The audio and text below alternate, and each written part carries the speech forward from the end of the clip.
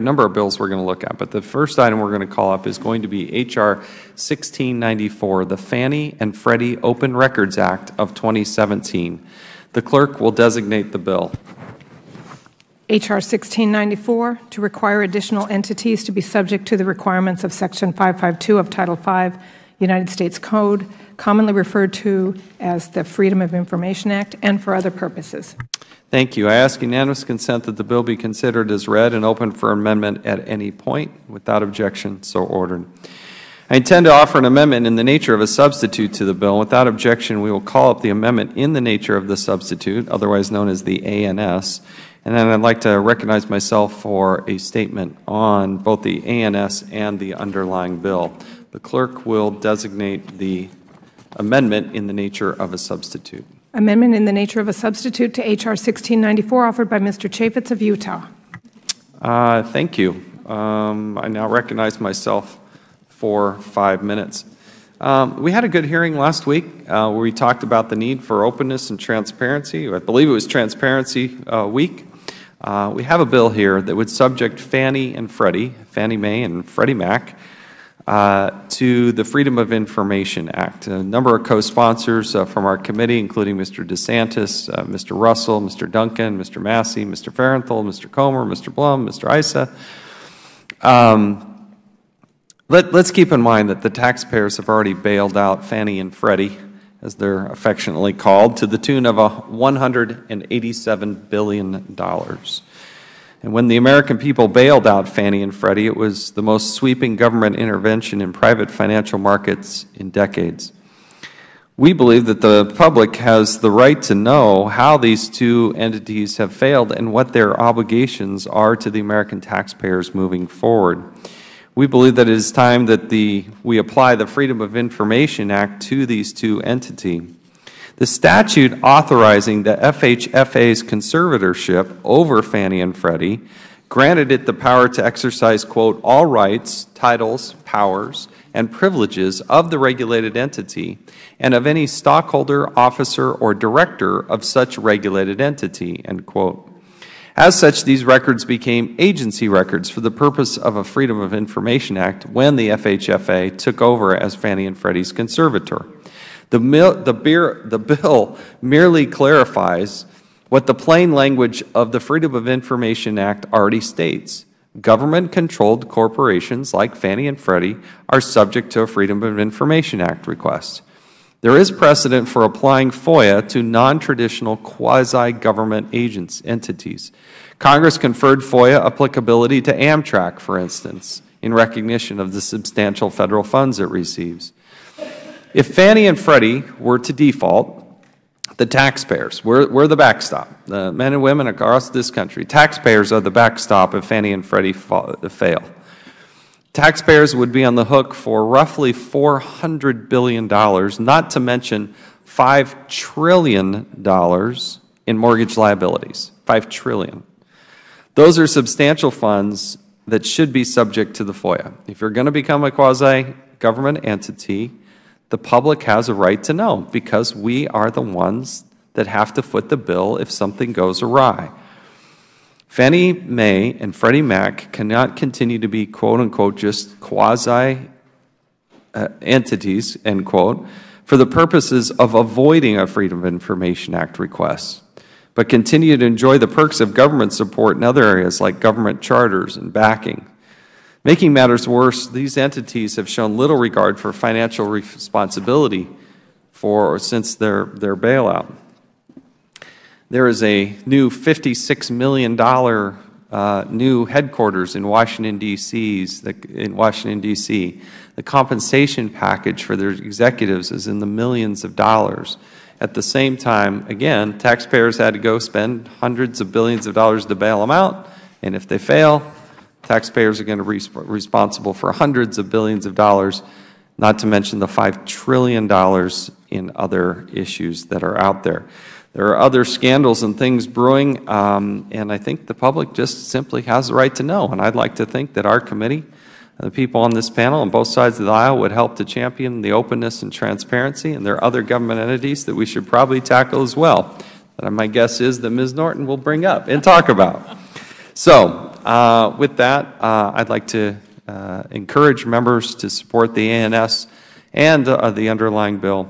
And with that, I will yield back and now recognize Ms. Norton from the District of Columbia.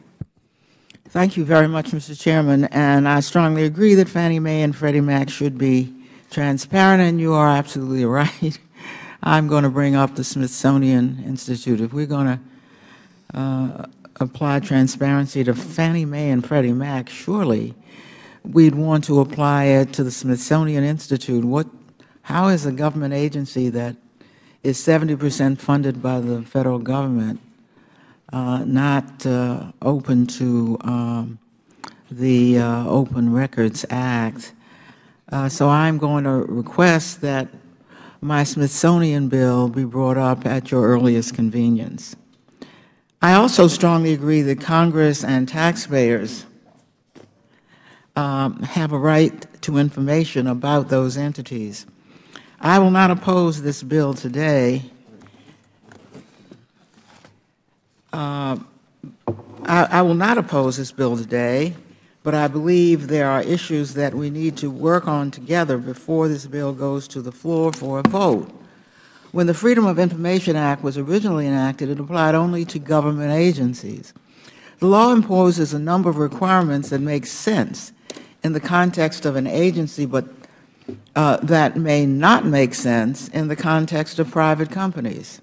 The Congressional Research Service report raises issues Congress should consider before applying FOIA to Fannie Mae and Freddie Mac. CRS said, and here I'm quoting, "One basic consideration is that FOIA currently applies only to executive branch government agencies and certain other government entities, including the U.S. Postal Service. Only one private company, Amtrak, has been required to implement FOIA, if you can call Amtrak a private company, also mostly funded by the federal government." CRS went on to say this, and I quote, "As part of the government, agencies are subject to many other laws, regulations, policies, and executive orders that require formalized methods of record-keeping and public access." CRS continued, and I quote, "These requirements, which include rulemaking process, open meetings requirements, the records maintenance, would add time and cost to GSE operations and have not historically been required of Fannie Mae and Freddie Mac." CRS concluded, again quoting, "It is not clear how an entity that is a government agency for FOIA purposes but not an agency for other purposes would balance these constraints or incorporate new requirements." I will not oppose this bill today, but I think we need to carefully think through these issues, Mr. Chairman, and I thank you, sir. Thank the gentlewoman, and I will continue to work with her on the Smithsonian issue. I think she brings up an excellent point, and I don't quite frankly have a good argument against it. So I think if we're going to be consistent, we ought to consider the Smithsonian and others as well. And I know the gentlewoman has brought this up many times, and you have my renewed interest in that topic, and we will work with you on that issue. Thank you. Are there any other members who wish to speak on the amendment in the nature of the substitute? Ms. Watson-Coleman is now recognized from New Jersey for 5 minutes. Thank you, Mr. Chairman. I just simply want to say that I do indeed support this bill. I do indeed believe and agree with you that taxpayers need to know what its government is doing, with whom, and when at all times. This committee has a very robust legacy in oversight of both issues and officials in government, some of which I certainly agreed with and some of which I do not agree with. So it is important for me to recognize the importance of this committee, and that we cannot just pick and choose what we will or will not have oversight over and what we will or will not ignore. And so having said that, I just wanted to share with you, Mr. Chairman, that it is disappointing that the chairman and this committee has refused to conduct any oversight questions, concerns, and issues with regard to this current administration, and it's very questionable relationships and activities. And thank you for that. With that, I yield back. I thank the gentlewoman. Does any other member wish to speak on the amendment in the nature of the substitute? Does any member have an amendment to the amendment in the nature of a substitute?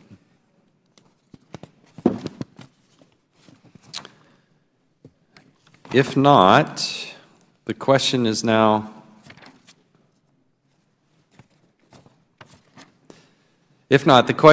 on the amendment in the nature of the substitute that was offered, that I offered. All those in favor signify by saying aye. Aye. Those opposed, no. In the opinion of the Chair, the ayes have it. The amendment in the nature of a substitute is agreed to. Is there any other discussion on the bill? Does any other member have an amendment?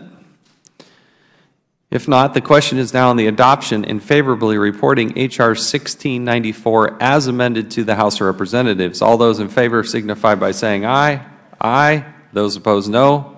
In the opinion of the Chair, the ayes have it. The bill is ordered favorably reported. Without objection, the motion to reconsider is laid on the table. We are going to go now to H.R. 1552, the Fair and Open Competition Act, and the clerk will designate the bill. H.R. 1552 to preserve open competition and federal government neutrality towards the labor relations of federal government contractors on federal and federally funded construction projects and for other purposes. I ask unanimous consent that the bill be considered as read and open for amendment at any point. Without objection, so ordered. We'd now like to recognize the sponsor of the bill, the gentleman from Florida, Mr. Ross, for 5 minutes for a statement on his legislation. Thank you, Mr. Chairman, and I am pleased to have introduced H.R. 1552, the Fair and Open Competition Act, and to have the opportunity for the committee to consider this legislation.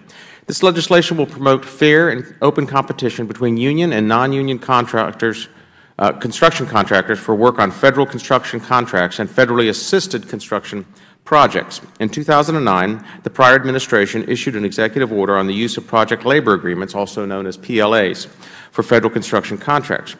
PLAs are collective bargaining agreements with one or more labor organizations that establish the terms and conditions of employment for construction projects. This executive order encourages agencies to require contractors to use PLAs on federal construction contracts and federally assisted construction projects valued at more than $25 million. This executive order and the accompanying federal acquisition rule limit competition and lead to increased costs for the federal taxpayer on federal construction contracts and federally assisted construction projects. When the government requires PLAs as a condition of award or provides preferences to contractors with PLAs, this drastically limits competition.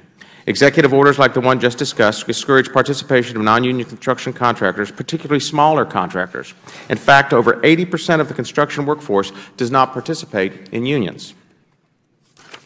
PLAs don't discourage participation, not only discourage participation, they can also increase overall costs of these construction projects by as much as 12 to 18%. In one example, a U.S. Department of Labor Corps Center project in New Hampshire was initially put out for bid with a PLA mandate in 2009. After almost 3 years of delays and litigation, the project was later rebid without the PLA mandate. Without the PLA mandate, instead of just 3, there were now 9 bidders, and the lowest bid offer was 16.5% less than the lowest bid when there was a PLA mandate. Further, companies that bid in both rounds bid 10% less when there is no PLA mandate. At a time of fiscal constraints and when we could be considering a major infrastructure improvement initiative, the last thing we need to do is adopt a model that increases the cost of construction projects. The Fair and Open Competition Act does not prohibit voluntary PLAs in federal construction contracting or federally assisted construction projects. What it does do is rebalance the scales that the 2009 executive order stacked in favor of contractors with PLAs. This legislation makes clear that competition and neutrality in making federal construction contract awards are priorities, rather than whether a contractor has a PLA in place. Some may say this is an attack on unions, but that is much far from the truth. This is about ensuring competition and fairness. The government should not handicap non-union contractors over union contractors. In terms of wages, all federal construction and federally assisted contracts over $2,000 will still be subject to the prevailing wage and benefit rates as set forth in the Davis-Bacon Act.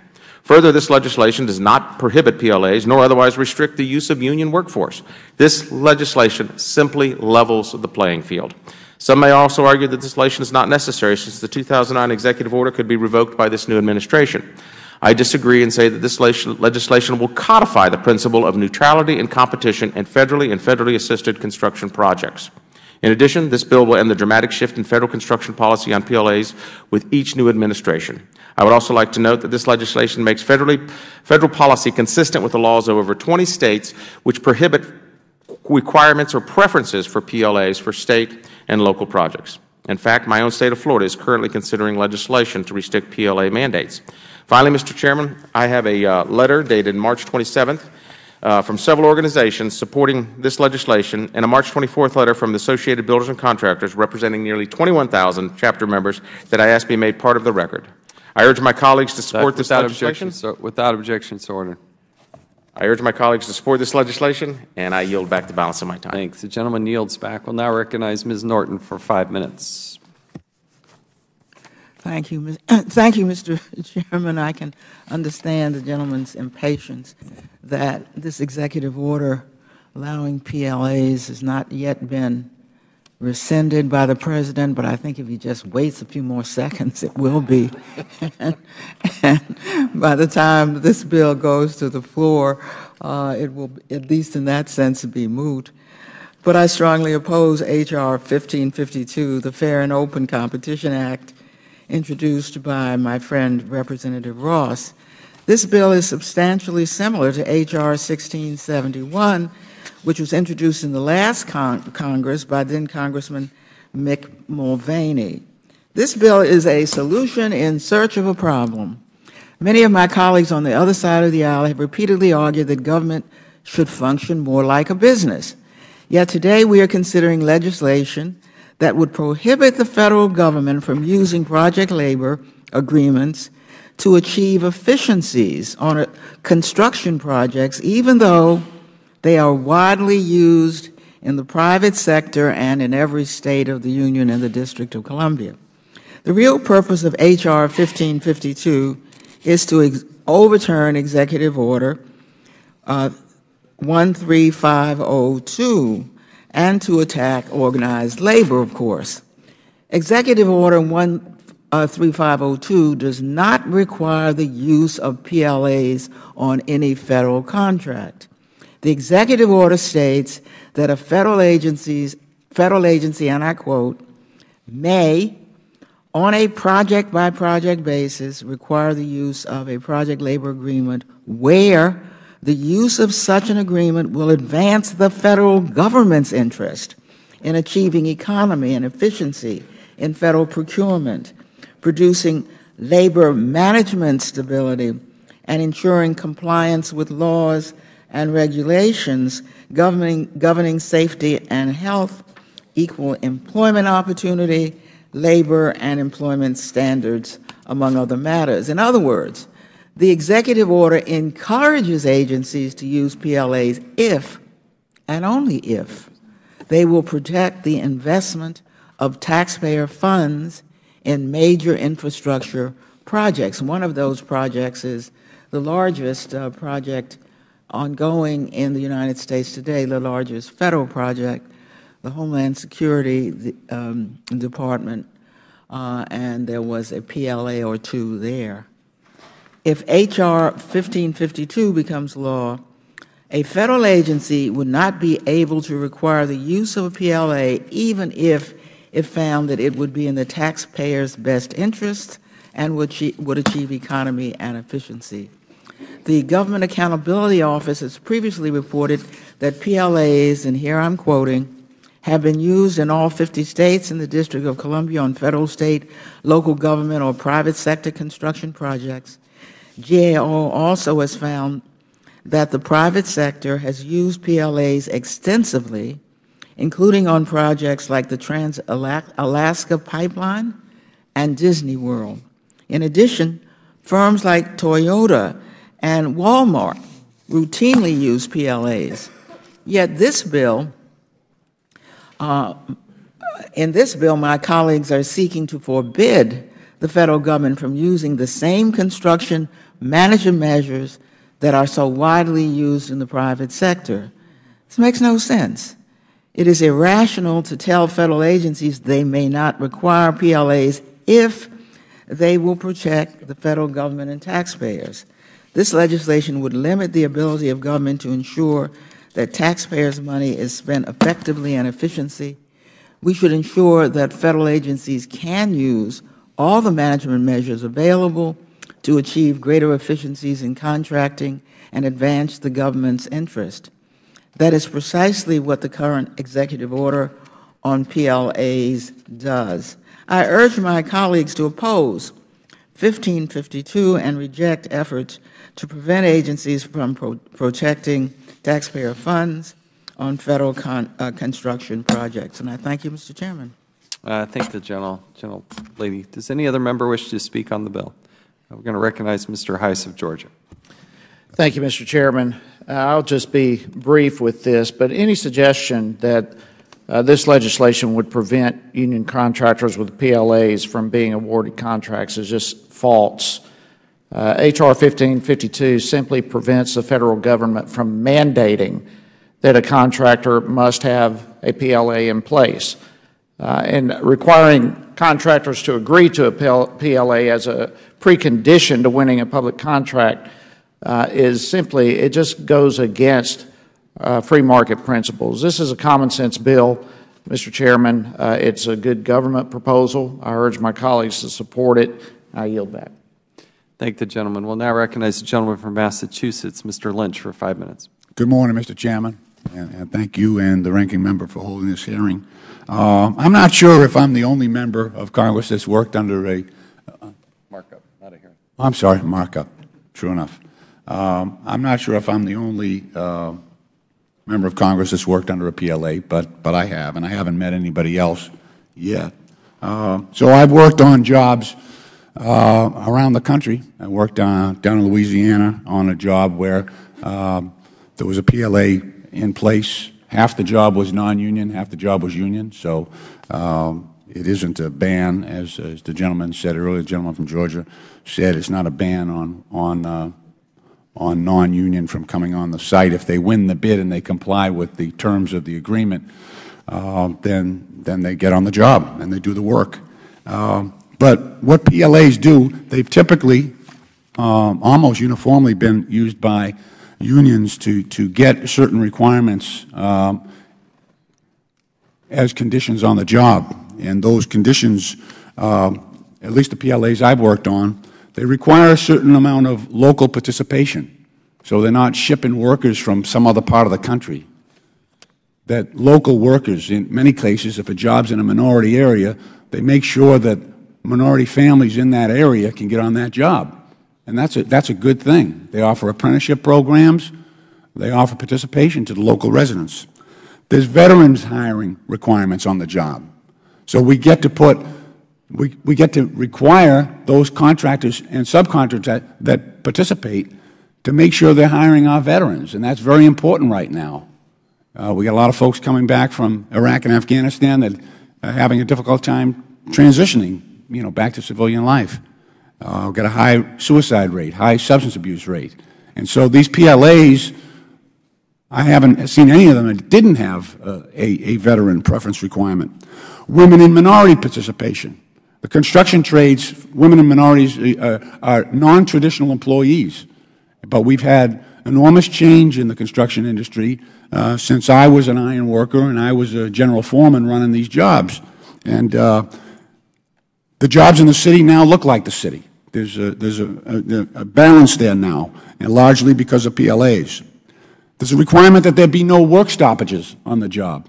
That means if a contractor is not happy with the way he's being treated, he has to go to arbitration. But the job keeps on going, so the taxpayer gets their money's worth. They fight about it later. So there are a lot of things in PLAs that are very, very good for America and America's workers. And I just think that this bill, as much as I have the utmost respect for its sponsor, the gentleman from Florida, and he is my friend, simply put, H.R. 1552 prohibits federal agencies from requiring the use of project labor agreements, also known as PLAs, in federal construction contracts. And in doing so, I think the bill discourages all those things that I just talked about, We'll have less of that. We'll have less veterans. We'll have less minorities. We'll have less women. We'll have less local residents. We'll have less apprenticeships, which is really a huge, when you give someone a craft, when you give them a profession that will sustain them throughout their lives. These are not temporary jobs. These are jobs that America desperately needs. This is a matter of our national security and our competitiveness. When you ask someone who went through a 5-year apprenticeship program, that's a big commitment. But it also, at the end of the day, at the end of 5 years, you end up with a tradeswoman or a tradesman who is highly skilled. And I think that benefits us all in the quality of the workmanship and also as well the dignity of the work that they provide. So I think the PLAs, and it largely depends on the provisions in the PLA. So there are good PLAs and there are great PLAs. We had one with Harvard University where they came in on their PLA and they required all the local trades to take a 10% cut in wages, a 10% cut. But in return, they guaranteed over $1 billion worth of work at Harvard because they had all this build-out going on. So they got what they wanted. They got lower wages, marginally, and the workers got steady work, $1 billion worth of work for a number of years, high-quality work. They were fairly treated by Harvard, and at the end of the day, it was a good story. So, again, as much as I respect the sponsor of this bill, I think it's a terrible idea, and I urge my colleagues to vote against it. Thank you. I yield back. Gentleman yields back. Does any other member wish to speak on the bill at hand? We'll recognize Mr. Conley of Virginia for 5 minutes. I thank the Chair. I think it's important to remember, listening to my friend from Massachusetts, the history of project labor agreements. It came out of World War II. Project labor agreements were a tool fashioned between corporations providing weapons and providing the arsenal for America to win World War II and organized labor to prevent work stoppages, to make sure that there was a steady supply of airplanes and tanks and guns and ammunition and equipment, to make sure Americans fighting overseas had what they needed on an uninterrupted basis. And it worked. It provided labor peace for the entirety of World War II. And project labor agreements work all around the United States. I was surprised my friend from Washington, D.C. did not cite one closer to home. The Silver Line, Phase 1, rail to Dulles Airport, had a project labor agreement agreed to by Bechtel. And it was a local requirement, and it worked as it was designed. There were no work stoppages, there was no conflict with labor, and the project got done smoothly. And it was, at that time, one of the largest transit projects in the United States. So PLAs can be very useful tools. They might even be useful tools as a condition under certain circumstances to ensure continuation of work and labor peace. And I think to ban that is a mistake. And while I respect my friend from Florida, too, and I welcome him back to this committee, we've missed him. And I know we'll collaborate on other efforts, and sadly I cannot support this effort. I yield back. I would yield to my friend from Massachusetts. I thank the gentleman from yielding. I just want to amplify the fact that, as a structural iron worker for over 18 years, and I was a general foreman on project. I was a foreman on projects. So I worked for management on these other projects. I was a union steward. I worked for labor, for organized labor. I worked for the Iron Workers Union. But on a variety of construction projects, I can tell you that the timeliness of on-budget completion, many of these projects are so time-sensitive, they have to be completed on time, that it is a guarantee that come hell or high water, that project's got to be done. And it requires labor to compromise and make sure that they do everything possible to meet that deadline, and it stops the contractor. A lot of times, most of the disputes on a construction site are between contractor and the general contractor, or with the owner, or their change orders and fights over money. That's really what the disputes are. And so what the PLA does as well is it stops all that, hits the pause button on all that fighting, and everybody's got to belly up. Everybody's got to get that job done. And the PLA reclaiming my time. Please, I yield back. No. I reclaiming my time to ask my friend a question, if he'd. So, for example, labor has to give up things as well in a project labor agreement. One of which is to strike. Is that correct? Oh, absolutely. Yeah. So they agree to binding arbitration rather than interrupt the work on the project as part of a project labor agreement.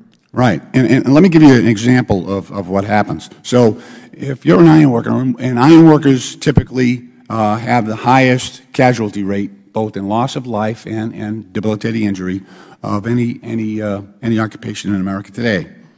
And many times, workers will feel a matter is unsafe for them. It's unsafe. And that's the reason that most work stoppages occur, is because workers feel, we're working high up on beams. If it's, days like today, wind, rain, during the winter, sometimes they will stop work because they think it's unsafe. Even in those cases, these workers they give up that right to say things are unsafe. They have to go to arbitration, and they'll argue about it and have a neutral party consider that. But they lose their basic right to put down their tools and walk off the job because they feel it's unsafe. And I know as someone who put the belt on and the boots on for 18 years, that's a very important concession for workers to make. So I yield back again. Thank you. And I thank the gentleman from Virginia for yielding his time.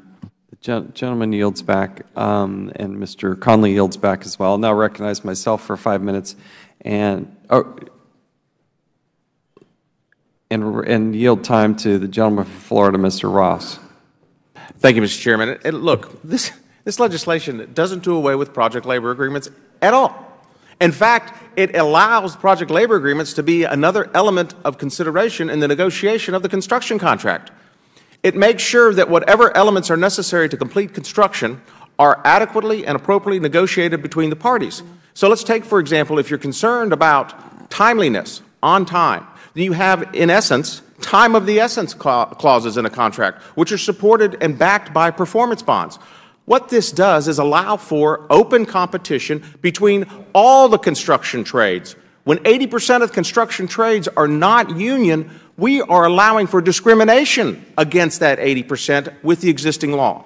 This law, all it will do when it comes into place, will to allow for all to be able to bid, effectively, efficiently, and in a timely manner so that the consumers, the taxpayers, receive the best result from the negotiations that have happened. I laud my friends on the other side, especially my friend from Massachusetts, who was a union worker, who was an iron worker, who actually got the dirt under his fingernails to show this as a construction worker. And I am not suggesting that anything in this legislation would take away from that. All it would do was open up competition in the negotiating stage for all construction trades to have equal opportunity to negotiate for federal contracts. So I would urge my colleagues to continue to support this. I would urge, on behalf of the taxpayers that are out there, that we need to do something that shows that we are fiscally confident that when we enter into construction contracts, that we're going to have the best labor at the best price with the best deal cut, irrespective of whether the project labor agreement is part of it, which it can still be, or whether it is outside a project labor agreement. And with that, I'll yield back to the Chairman. Reclaiming my time, I'd now like to yield time to the gentleman from Michigan, Mr. Mitchell. Thank you, Mr. Chair. And maybe you or Mr. Ross could answer a couple questions for me, because I'm confused. I admit I've only been here no less than 90 days, but I've heard this whole discussion, and Section 1 says that it simply prohibits the head of any executive agency or a construction manager acting on behalf of the government. It prohibits them from mandating a project labor agreement. Am I missing something there, sir? Reclaiming my time, I think you are right. It just, as Mr. Ross has said a few times now, it just allows for the competition and the awarding of the contract, doesn't mandate that you have to use one or you don't have to use one. One more question, and I'll Yielding promise to be to done, the sir. gentleman from Michigan, Mr. Paragraph 3 says that nothing shall prohibit the contractor from voluntarily entering an agreement, which I guess I assume means if it's in their best interest and a part of the labor and management to get the job done, that they could voluntarily doing that. Am I misreading that, Mr. Ross or Mr. Chair? Yield to Mr. Ross. Go back. And not at all. In fact, that's what the essence of this is that it's all part of the negotiations. They voluntarily enter into it. And if they want to voluntarily enter into it with a PLA, they are more than willing to do that. If one contractor doesn't want to do that, they're willing to do that, and that's all part of the consideration. So it doesn't adversely impact anybody's ability to be awarded the contract. It just says that there, as a precondition, you don't have to have the PLA. One last comment, Mr. Chair, if I could. Yielding to the Thank you, gentleman sir. from Michigan, yes. Could someone please explain to me what the Kabuki Theater is about then? Thank you. Reclaiming Will my the gentleman time. yield? I yield. I'll explain. I'll explain. Mr. Chair, I yield back to the chair. Thank you, sir. Okay, you don't want to answer. Okay, I thought Oh, so. the time has expired here. Darn, I really wanted to do that as well. I will yield back my time now and recognize the gentlewoman from New York, Ms. Maloney. Thank you very much, and I would like to yield my time to Mr. Lynch, and I think there can be a place we can come together on this, but I was very struck by his statements and wanting to protect the American worker, which I think all of us want to do if they feel they're in a dangerous situation. And when he was talking about iron workers, I couldn't help but recall 9/11. And every sign on the street was iron workers report to duty, young, old, apprentice, we need you, get here. And they became the sickest because they went down into the pile looking for people, and they became exposed to toxins. And practically every iron worker I knew that we worked on getting their health care, they are dead now because of their dangerous work in trying to save American lives. So I'm all for efficiency. I'm all for getting the job done. But when it comes to a worker feeling that the job is too unsafe, that something needs to be done to protect them, I think that's a reasonable request. And I'd like to yield my time to Mr. Lynch to clarify it. Our workers gave their lives for us on 9/11 and trying to save other people. And if we can save a worker's life with a safer condition, I think we should put that protection in. I yield to Mr. Lynch. I thank the gentlelady for yielding, and I thank her for her sage advice and words on behalf of American workers. Let me just make the distinction that the gentleman was looking for previously. The current law encourages PLAs on large projects where efficiency and meeting the deadline is very important. The previous president, President Obama, encouraged the use under those circumstances. This bill, okay, so let me give you the current law. A federal agency can require everybody to sign up on a PLA. Because remember, if you've got 50 contractors and 20 of them agree to sign the PLA, which means they're not going to strike, they're not going to interrupt the work schedule, they are going to hire minorities, they are going to hire women, they are going to do all the right to hire veterans. If 20 contractors decide to sign it and 30 don't, you don't get the benefits of a PLA, because those other 30 who don't agree, don't sign it, the whole thing, you don't have an agreement. You don't have a project labor agreement. You have a contractor labor agreement. So that's the difference here. This would prevent an agency from requiring all of the contractors on a job to participate and abide by the PLA, the conditions of the PLA, which basically say, you know, here are the wages, here are the benefits, here are the requirements, here are the stipulations where if you don't like what's going on, if you think something's unsafe or you're not getting paid enough money, you've got to go into this arbitration process, which sometimes can take months, maybe even years, but you cannot stop that job. That's the deal. And just one other example of how a good contract can help the American people. You know, the gentlelady from New York brings up 9/11. People forget that right after 9/11, we had anthrax attacks here in Washington, D.C., Longworth Building, and I believe a couple of the other buildings. Excuse me. There was an anthrax attack at the Brentwood mail facility. We had two workers, Thomas Morris and Joseph Kursine, who were letter carriers, who breathed in anthrax. Both of them died. The union had a provision to go to work and arbitration. And so, because of their patriotism and because of their abiding by the contract, they sent their workers in, even though there was a danger inside the Postal Service, inside Brentwood, potentially inside every mail facility in America. And the union postal workers, the letter carriers, the mail handlers, the clerks, the supervisors, the postmasters, they went to work, even though they knew it was dangerous to do so. They abided by their contract. And also, I think they lived up to the true spirit of America under those circumstances. So, you know, there are examples where union contracts can definitely help the American people and make us stronger, treat our workers more fair, and this bill does not do that. Again, I have great affection and respect for the gentleman from Florida, but I disagree with this bill, and I urge my colleagues to vote against it. Thank you. I yield back. Gentleman yields back. Gentlewoman's time has expired. Does any other member wish to speak on the bill? The gentlewoman from New Jersey, Ms. Watson-Coleman, is now recognized for 5 minutes. Thank you, Mr. Chairman, for acknowledging me and for giving me this opportunity. I was in the state legislature for a number of years during the time when we decided that a PLA was a good move on behalf of efficiency, effectiveness, and the ability to ensure that opportunities were opening up for both local residents to work on projects and minority businesses and women-owned businesses.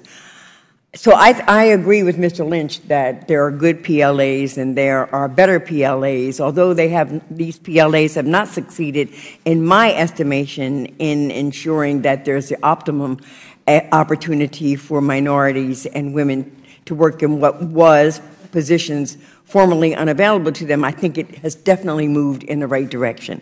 I also think that the use of PLAs is an efficient and effective model in holding accountability and ensuring standards and ensuring decent wages. My read on this bill, H.R. 1552, is that it would prohibit federal agencies from requiring the use of project labor agreements in any contract, bid specification, project agreement, or other controlling document of any construction contract. My understanding of the current rule is that there is no mandate requiring the use of PLAs in the first place, so I'm not quite sure, other than prohibiting the use of PLAs, what this legislation is intended to do, except for prohibiting and except for weakening the unions in this country that have been so very important in opening up opportunities for all citizens, as well as ensuring that there are workers' protections and there are good wages. I would like very much to seek unanimous consent to enter two very important letters into the record. One is from the Association of Union Contractors, and it lists their opposition to H.R. 1552, dated March 24th, 2017. And the other one is North America's Building Trade Unions, and that is dated March 27th, 2017. I seek unanimous consent. Without objection, so ordered. Thank you. Thank you. God bless. Go ahead. I also just want to sort of wrap this up, and then I will yield to my friend, Mr. Connolly, who really always has something rich to offer our discussions, that there really is no justification or reason for this bill other than to prohibit the use of a PLA tool as a way of accomplishing our business needs in an efficient and effective manner. And that really all that it does is weaken our unions and therefore weakens the opportunities for working families to get to work on jobs and get decent wages and decent benefits and at the same time have our work done in an efficient manner. With that, I will yield to Mr. Connolly. I thank my friend. I just wanted to ask her a question. I mean, we've heard the rationale for why PLAs, in fact, can be very useful management tools in smoothing out labor management relations for the sake of the project involved. Certainly, as I've said, we've used them very successfully in local projects here, like the Silver Line building rail to Dulles Airport from the nation's capital. It was a World War II mechanism, actually, to ensure that war production was uninterrupted. And it worked for both labor and management and was successful. It achieved the goal as it does today. I assume my friend from New Jersey would not agree with the characterization that this discussion about creating opportunity, trying to enhance workers' rights, trying to make sure people have a living wage, and trying to make sure that projects are uninterrupted by labor conflict is hardly kabuki theater. Kabuki theater.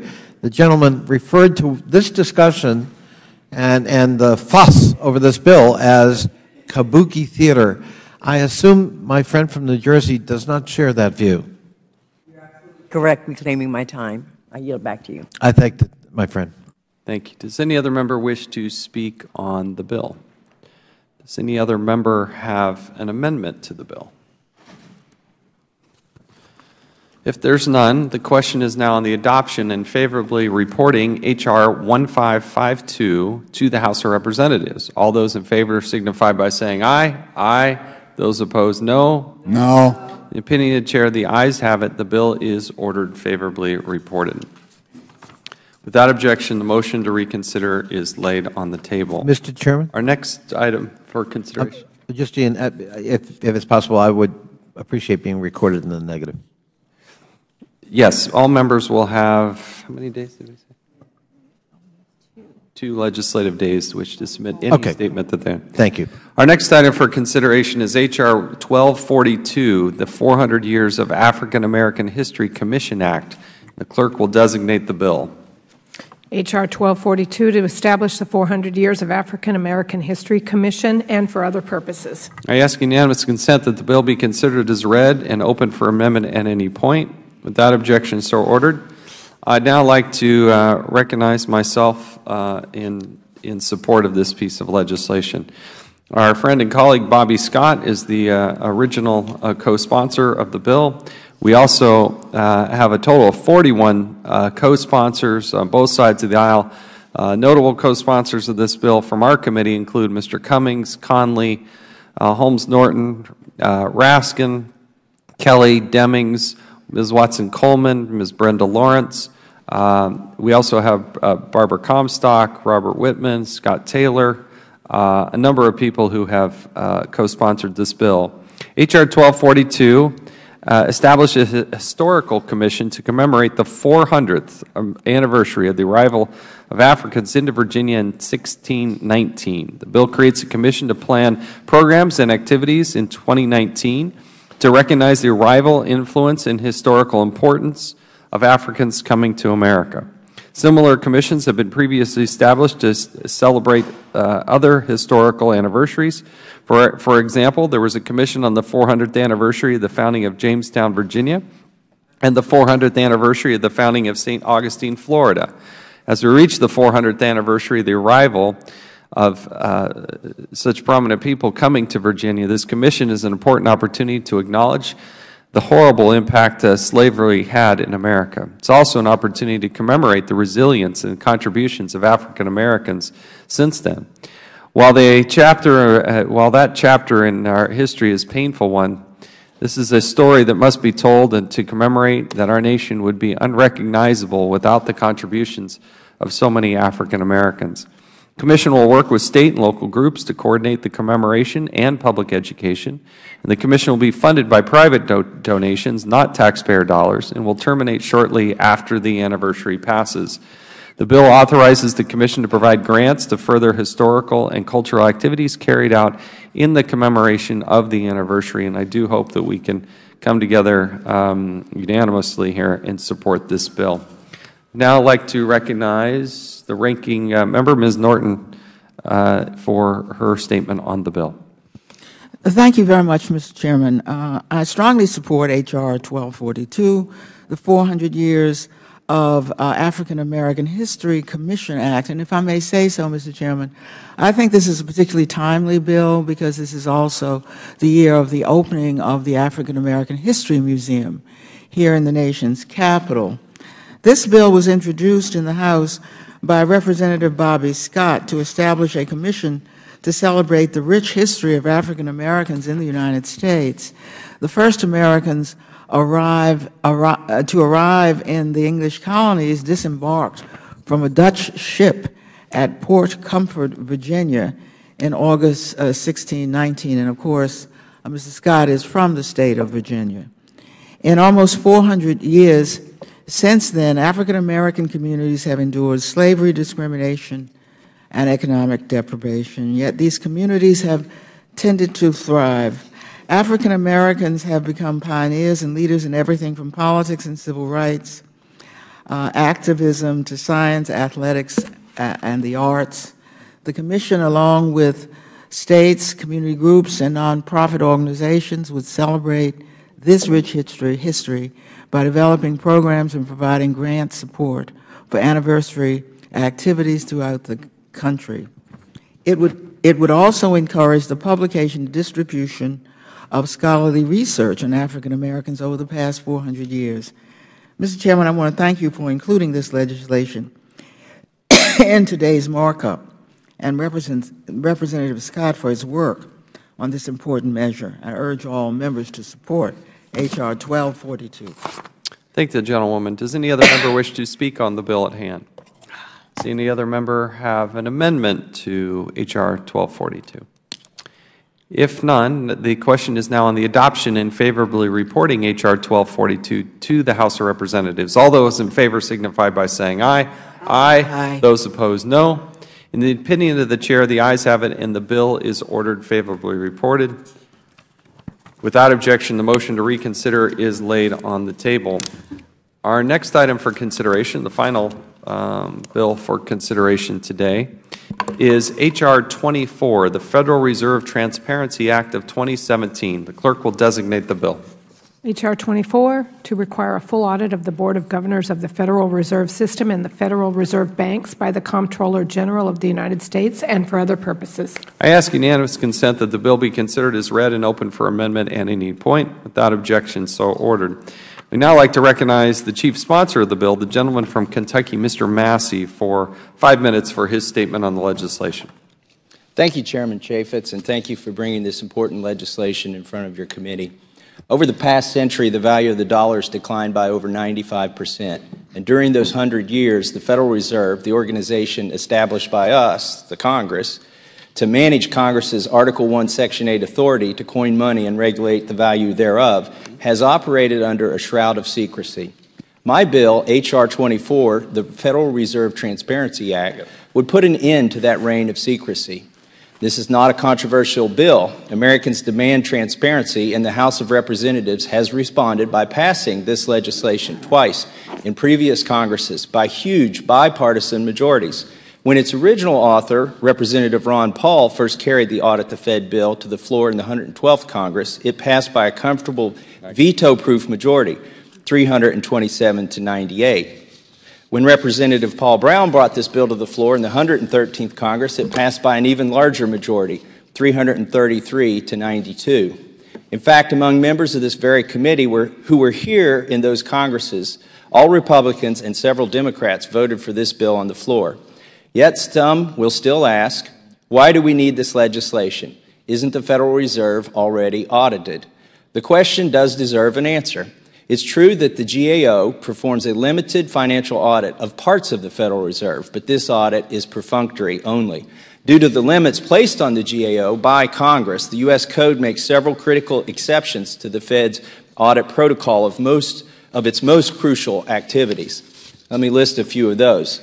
Number one, GAO is prohibited from examining Fed transactions or agreements with foreign governments and foreign banks. Number two, GAO is prohibited from examining all Fed actions on monetary policy matters. Number 3, GAO is prohibited from auditing transactions made at the discretion of the Federal Open Market Committee. And 4, GAO cannot examine any discussion or communication among or between anyone who works at the Fed about any of the activities in the first 3 areas.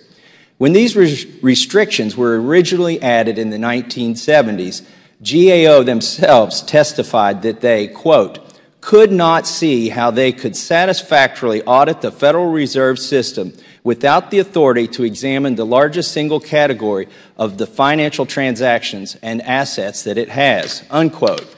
So you see, even though a cursory audit is done, a programmatic audit needs to be completed in order for Congress to understand why the Fed does and why the Fed does it, what the Fed does and why the Fed does it. Without a complete audit, Congress can't provide oversight of an entity that it created.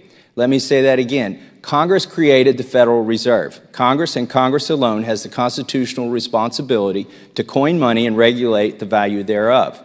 We can outsource the activity, but we cannot outsource our responsibility. This brings me to the other question I frequently hear, which is, won't a full audit compromise the Fed's independence? Well, the answer is that without a full audit that includes the decision-making process, how can we know that the Fed is acting independently of, for instance, the executive branch? After all, the Fed's charter is not to be a second Treasury Department. How can we know that the Fed is operating independently of big bank CEOs and Wall Street? Given the revolving door of managers between the Fed, the Treasury, and Wall Street, the opportunity for outside pressure and conflicts of interest abound at the Fed. Only a full audit can demonstrate that the Fed makes decisions independently of the political whims of the President and independently of the profit goals of commercial banks. An organization entrusted with daily decisions that affect the value of Americans' paychecks and the value of their retirement savings. An organization whose mission has morphed into facilitating the bailout of foreign banks. This is an organization that requires a full audit and full oversight of the elected body that created it. I want to thank you, Chairman Chaffetz, for your leadership on this issue throughout the years and for including this bill as part of this hearing. I also want to note that our President expressed support for this bill during the campaign, and I urge my colleagues to support the bipartisan Federal Reserve Transparency Act so that Americans can receive the transparency they deserve. And I yield back the balance of my time. Gentleman yields back, and I want to thank Mr. Massey for his leadership and tenacity on this very important topic. It's a good bill, and I do hope we can, again, come together in a bipartisan way and support the openness and transparency that it deserves. So I thank the gentleman. We now recognize the ranking member, Ms. Norton, for her statement on the bill.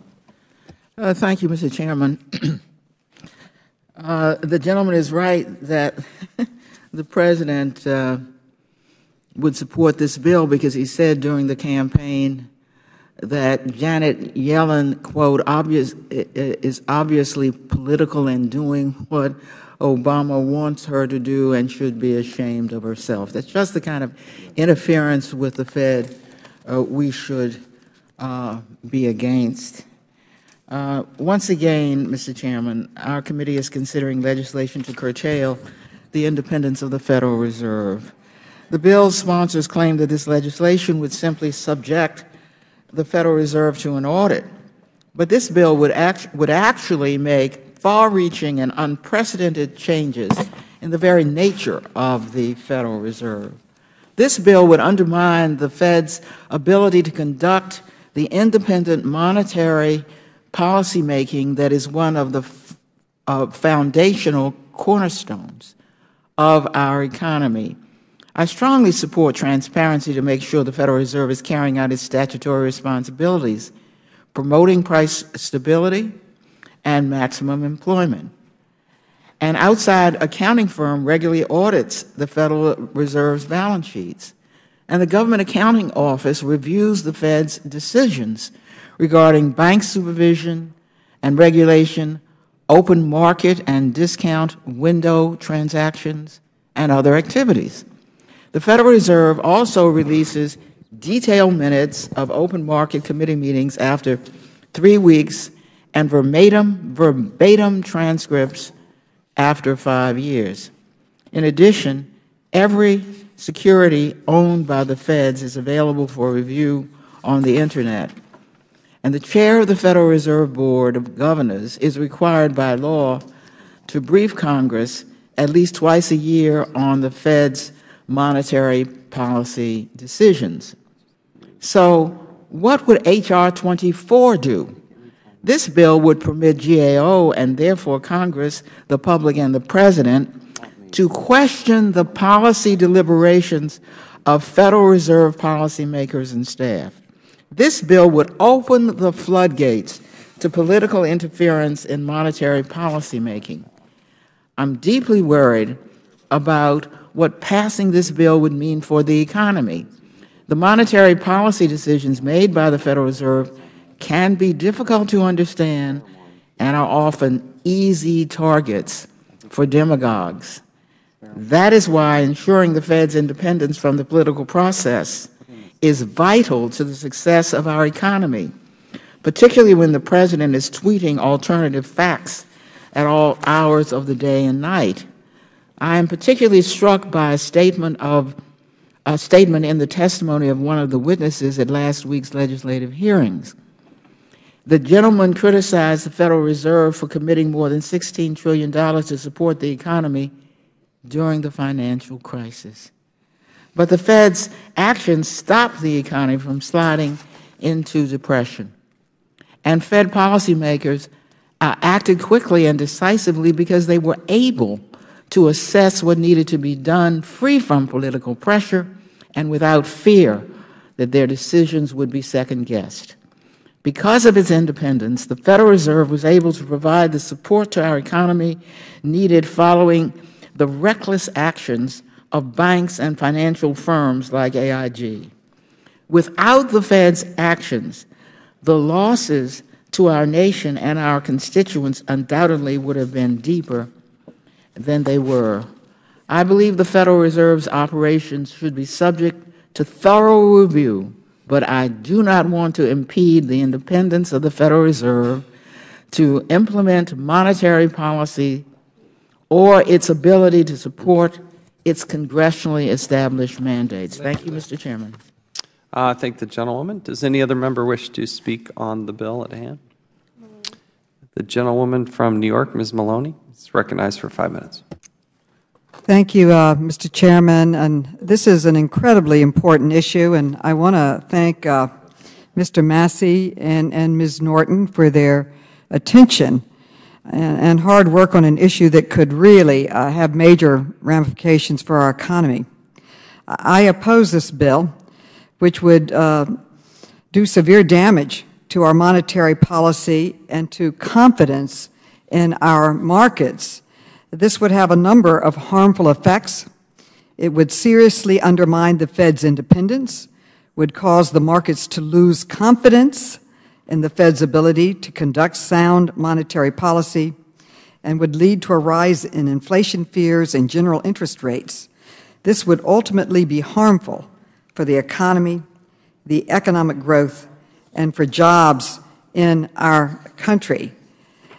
This is a solution in search of a problem. The Fed is the most transparent central bank in the world, and I would say also the most successful. Its monetary policy is not some secretive black box. The Fed makes a public statement after every Federal Open Markets Committee meeting, and the Fed holds a lengthy press conference to answer any questions after every FOMC meeting. It also releases comprehensive minutes of FOMC meetings and even publishes full transcripts of FOMC meetings on a 5-year delay. The Fed's balance sheet is fully transparent. They publicly release the entire list of individual securities they purchased on a weekly basis. That is significantly more than any other central bank in the world. So the idea that we need the GAO to shine a light on the Fed's monetary policy is absolutely absurd, and it, I would say, is dangerous. And everything else the Fed does that doesn't relate to monetary policy is already audited. This is their last audit. The Fed's financial statements are audited by an independent accounting firm every year, and those audits are publicly available. GAO has also conducted extensive audits of all of the Fed's non-monetary policy work. So it's clear that this bill has nothing to do with transparency. Instead, the point of this bill is to politicize the Fed's monetary policy. And I would say that taking away its flexibility and creativity in a crisis is dangerous. Let's look at the last financial crisis. And the next one is going to be very different. The banks are now capitalized, heavily capitalized because of Dodd-Frank requirements. We're not going to have the same type of failure with our banks. The question is, what is the next financial crisis going to look like? And no one knows. We're preparing for it, but we don't know what it's going to be. And we were fortunate that the Fed, that didn't cause the financial crisis, is credited with having pulled us through it better than any other country in the world. We rebounded faster and stronger than any other country, due primarily to the Fed policies. So let's look at who's making these decisions. Dr. Bernanke's basically a teacher, a successful one. He taught and headed the economics department at Princeton. And he wrote a series of very boring but important books. One of them was on the financial crisis, the Great Depression. What caused it? How do we recover? How do we prevent one? And his analysis was different from the accepted analysis at that time. And he came basically with a position of keep the financial services working for the American people, avoid a bankruptcy, avoid the closing down of our economy. And they were successful. And why in the world do we want to take away the flexibility, the intelligence, the ability of them to respond quickly and creatively in a crisis without fear of being second-guessed and pounced on for coming up with some innovative idea that might save the day? And I would say the next financial crisis, we want them to be able to bring their best monetary policy. Everything else is monitored and audited, and only financial monetary policy. And even that is made public, their deliberations, eventually completely, with the total transcripts. So I feel that this is a dangerous idea, and I think it's dangerous literally to our economy and our ability to react creatively and strongly in terms of a financial crisis. The Federal Reserve deserves our thanks for how they responded to an industry-created financial crisis. They came in and helped us recover. We should not in any way hinder their independence and their ability to respond to a crisis. I just want to end by Chairman Bernanke's quote: "The general repeal of the audit exemption would serve only to increase the perceived influence of Congress on monetary policy decisions, which would undermine the confidence the public and the market have in the Federal Reserve." End quote. My time has expired. Thank you. Gentlewoman yields back. We'll now recognize the gentleman from Florida, Mr. DeSantis, for 5 minutes. Thank you, Mr. Chairman. I'd like to yield to my friend from Kentucky, Mr. Massey. I'd like to thank the gentleman from Florida. Just like to rebut some of those statements. It's ironic that the arsonists that caused the financial collapse, that blew up the bubble that burst, are now being given credit by the gentlelady from New York for putting out the fire.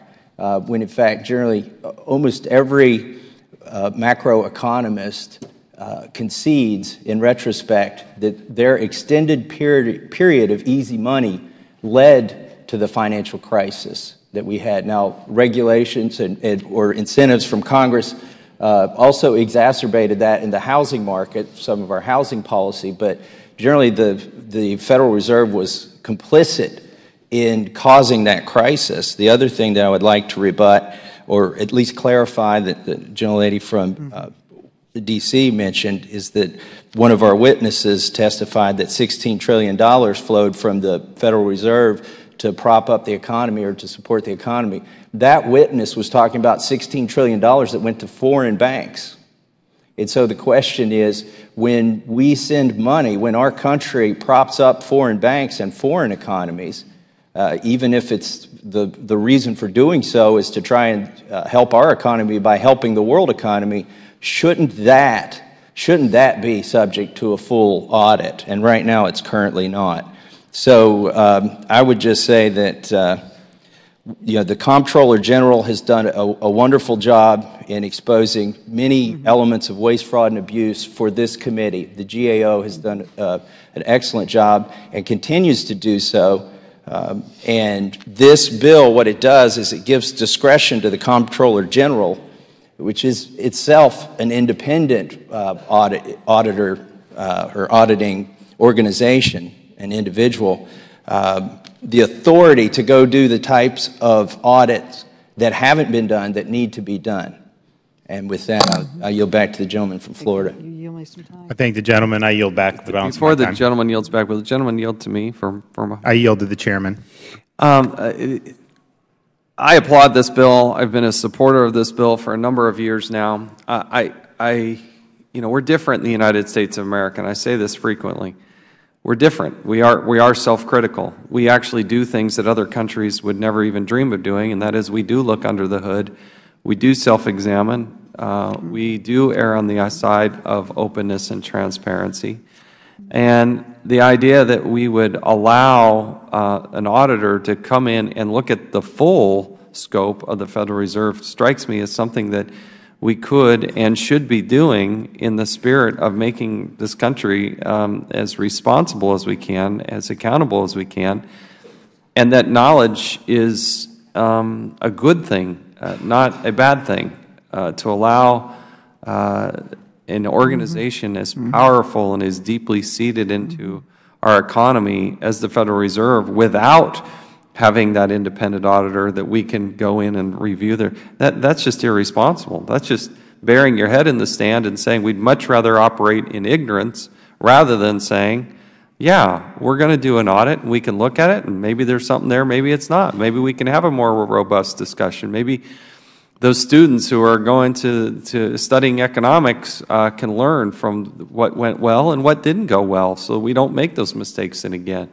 And that's I think, who we are as the United States of America, and I think it's a responsible thing to do, and I applaud Mr. Massey for helping to push this forward. So I yield back to the gentleman from Florida, and I yield back the balance of my time. The gentleman yields back. Does any other member wish to speak on the bill? Mr. Lynch of Massachusetts is now recognized for 5 minutes. Thank you, Mr. Chairman.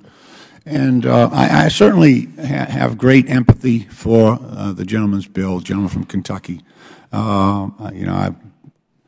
Transparency is good. It really is. Sunlight is a great disinfectant. I do have some measure of caution that I would like to express, though, and that is, look, I totally agree with the way that these bailouts and the many trillions of dollars that were put out there I was here during the financial crisis, and I certainly understand how all that went out without congressional approval. And I voted against the TARP. I voted against the bailout for the banks because I had folks in my district that didn't even have bank accounts, and their money was going to pay for bonuses for the bankers who made this mess. And it was really the bankers that made this mess, not the Fed. But here's my reluctance comes from this. I do agree that on issues of monetary policy that there is a requirement that not be politicized. And I know from our history that, President Nixon tried to exert pressure on the Fed, to lower interest rates so he could pump up employment just prior to the election. And so, he wanted to exert pressure on the Fed for that reason. And I have great trepidation about allowing us to do that. So I don't know if there's a middle ground. I'd certainly like to find it. Is there a way to require the Fed, after the fact, to disclose what their general views were when deciding upon monetary policy with a 2-year lag or something like that, where we would actually be able to drill down on their thinking, but it would not allow us to second-guess in real time and politicize the decisions being made by the Fed in the long-term interest of the United States and our economy and the world economy. So those are the questions that I raised, and with that I would yield my remaining 2 minutes and 40 seconds to the gentlelady from New York. All of my colleagues for their comments, and Mr. Chairman, your statement that our self-criticism is part of our greatest strength, I think, is absolutely true. And Mr. Massey, I agree with you completely with the fact that the easy money that was just flooded into the markets right before the crisis was the wrong decision under Mr. Greenspan. And but it was the banking policies that had people in my district saying, you know, if you can't pay your rent, go out and buy a house. All regulation was thrown out the window. We're laughing, but that's what it was like. Everybody was working for fees and no regulation, nothing. It was a horror show. But right now, under the law, to answer my good friend Mr. Lynch's point, it's my understanding that after 5 years, all of their minutes and decision-making progress is made public. I think that this bill is a very, very serious one because I believe in the independence of the Fed to make these decisions. And personally, I would like to request the chairman to not vote on it today, but to allow Mr. Massey and myself and whoever is interested to invite Mr. Bernanke to come in with their minutes of those decisions on why they bailed out foreign banks. Why? I think you raise an important position there. And let's look at it a little more. This is a very, very, very, very serious, I would say very serious but important decision on the financial strength of decision-making and reaction. All I can tell you is I'm so glad that during the crisis, we were not dependent on Congress to come up with the solutions. We never would have come up with them. First of all, when Mr. Bush asked for the restructuring money, I call it, Congress voted him down. And we were going into a Great Depression by all accounts. And we finally came together as Congress and allowed a bridge to help keep the banks open, serving the public. So I think this is a very, very serious issue. I think that everybody's raised some important concerns, and I would like to request the opportunity before voting on this to have those who are interested, not a public meeting, but to have Mr. Bernanke, who's now still a professor, still working in academia, to come forward and explain this and talk to us about it. I think it's a very, very serious issue. We do have the minutes that Mr. Lynch talked about are available now, 5 years after the crisis, after a meeting. They're totally available for research and for the ability to look at it. But I think that there's a lot at stake with this and a major policy change for our country and a system that has worked well for us by all accounts. So why change it if we're winning, if we're responding better and faster and coming out of financial crisis? Certainly we want to prevent them, but the Fed has done some things right.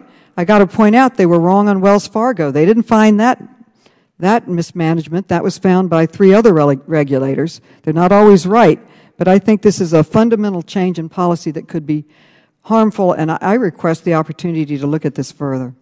And the gentlewoman yields back. The gentleman's time has expired. So it is the intention of the chair to vote.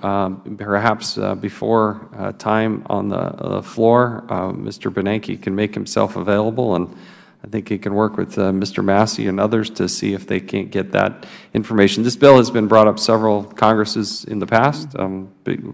Good bipartisan support. And in fact, I believe it was Mr.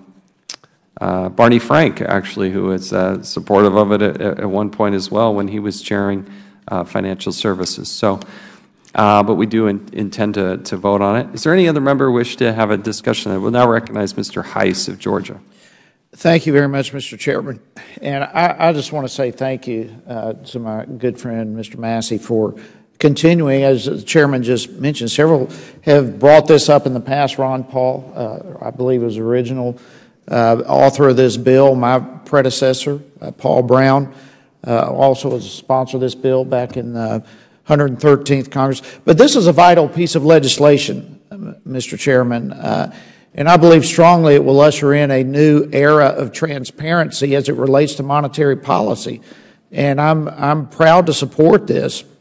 I hear from constituents frequently. The Federal Reserve, as we know, has controlled American monetary policy and in many ways our entire economy for over a century now, and under a veil of secrecy. It's imperative that Congress acts now and lifts the prohibition on the GOA from expecting the Fed's open market operations. And particularly since the financial crisis, it's alarming and interesting that the Fed's balance sheet has grown at an unprecedented rate and now contains over $4.5 trillion in assets.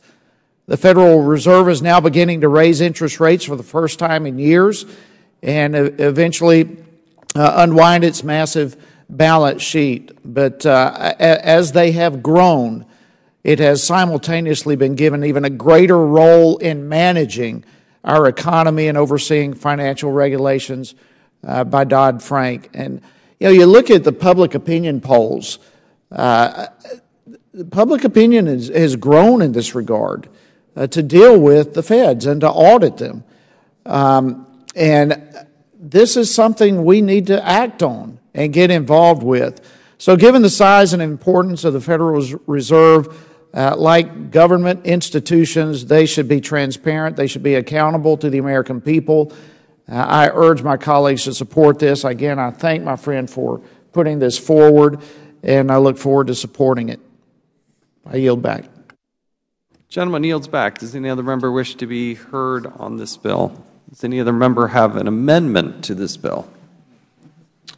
If not, the question is now adopting and favorably reporting H.R. 24 to the House of Representatives. All those in favor signify by saying aye. Aye. Those opposed, no. Opinion of the Chair, the ayes have it. The bill is ordered favorably reported. Without objection, the motion to reconsider is laid on the table.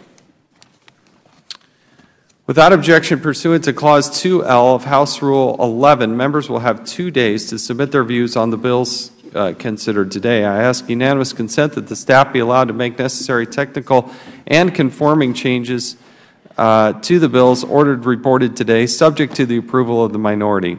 Hearing no objections, so ordered. There is no further business. Without objection, the committee stands adjourned.